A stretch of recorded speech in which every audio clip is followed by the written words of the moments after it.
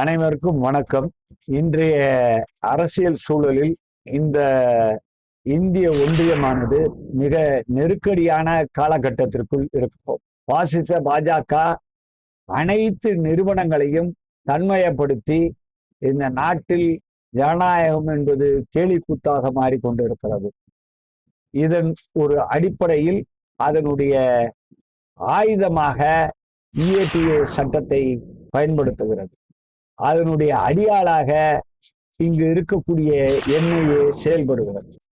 நாம் EAPA சட்டம் என்கின்ற சட்டமானது 1967ஆம் ஆண்டு ஒன்றிய அரசால் கொண்டு வரப்பட்டது.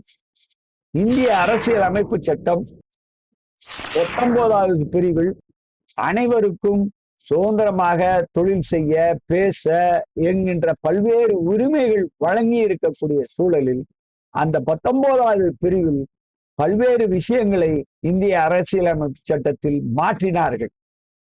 அந்த மாற்றத்தின் அடிப்படையில் EAPA சட்டத்தில் கைது செய்யப்பட்டவர்கள் அவர்களுடைய பிணை என்பது கேள்விக்குறியாகவே மாறிவிட்டது.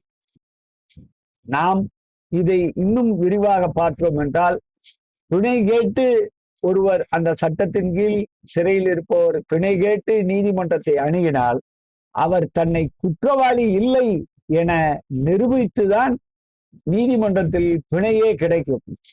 சாதாரணமாக ஒருவருக்கான பிணை என்பது விதி, பிணை என்பது விதி, விதிவிலக்கு அல்ல என்கின்ற சட்டத்தையே தலைகீழாக மாற்றி இருக்கிறார்கள்.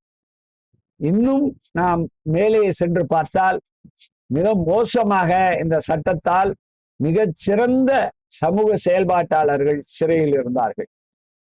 இந்தியாவில் மிகச்சிறந்த ஒரு பேராசிரியராக ஒடுக்கப்பட்ட பழங்குடி மக்களுக்கான உரிமைகளுக்காக பேசியவராக இருந்த சாய்பாபா 2014ஆம் ஆண்டு மோடி அரசு ஆட்சிக்கு வந்த பின் உடனடியாக சிறையில் அடைக்கப்பட்டார். அவர் 90% உடலால் ஊனமுற்றவர்.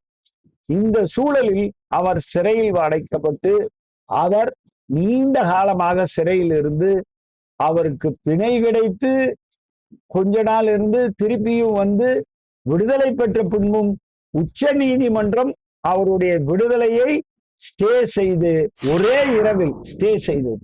மிக கேவலமான ஒரு விஷயம். இந்த நாட்டுல ஸ்டே செஞ்சுட்டு அதுக்கு என்ன சொல்றாங்க, துப்பாக்கி வச்சு சண்டை போட வேண்டிய அவசியம் இல்லை, உன் மூளையே பெருசுங்கிறான். ஒரு 90% ஊனம் உள்ளவருடைய மூளை தான் டேஞ்சருங்களாம். அப்போ இந்த பார்ப்பன பண்பாட்டு கூட்டம் ஒரு மூளை அறிவாளி மீது இவ்வளவு காழ்ப்புணர்வும் வெறுப்பும் அச்சமும் கொண்டிருக்கிறது. இந்த சூழலில் தான் இன்று நாம் சில விஷயங்களை பார்க்க வேண்டியிருந்தது. EAPA சட்டத்தில் கைது செய்யப்பட்ட ஸ்டான் சாமி சிறை கொட்டடியில் இறந்தார். அவரை போல் சாய்பாபாவோடு கைது செய்யப்பட்ட இன்னொரு ஆதிவாசிகள் செயல்பாட்டாளர் சிறையிலே இறந்தார். மற்றொருவரும் இறந்தார்கள். அதன் பின் சாய்பாபா சிறையிலிருந்து வெளியே வந்து 1 மாதம் கூட இல்லை, இறந்து போய்விட்டார். இதே சூழல் இன்று PFI சேர்ந்த அபுபக்கர் என்கின்ற ஒரு சிறந்த சமூக செயல்பாட்டாளராக பணி செய்த ஒரு பெரியவர் கொட்டடியில், சிறை கொட்டடியில் தனது மரணத்தோடு போராடி கொண்டிருக்கிறார். அவரை கொலை செய்யாமல் வெளியே விட மாட்டோம், பிணத்தை தான் தருவோம் என்கின்ற ஒரு கொக்கரிப்பில் இந்த அரசு இருக்கிறது. இதற்கு துணை போகிறது உச்ச நீதிமன்றமும் நீதிமன்றமும்.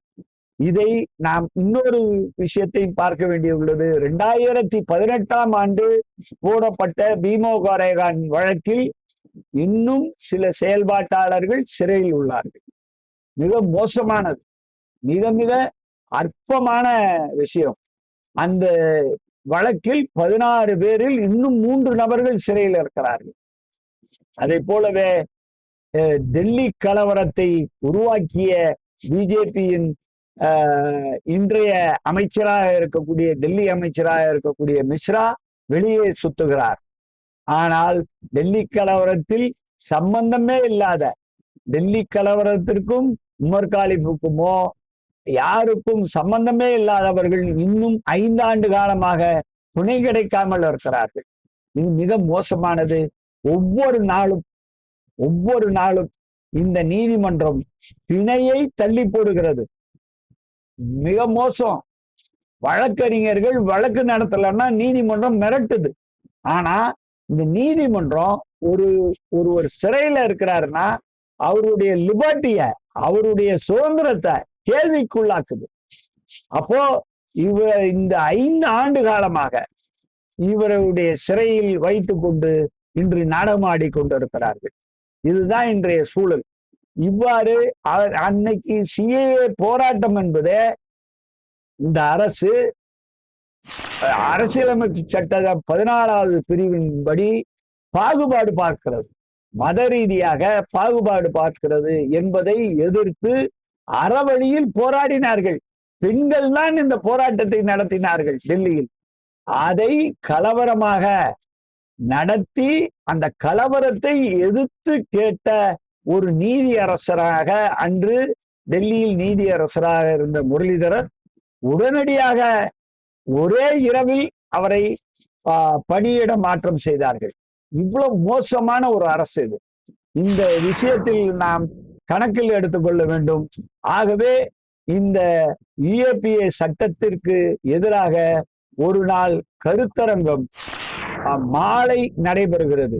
23/11/2025 அன்று மாலை 5 மணிக்கு திருச்சி மத்திய பேருந்து நிலையம் அருகில் உள்ள ஃபெமினா ஹோட்டலில் இருக்கக்கூடிய ஒரு ஹால் நடைபெறுகிறது. ஆகவே அனைவரும் வருமாறு பணிவோடு கேட்டுக்கொள்கிறேன். நன்றி, வணக்கம்.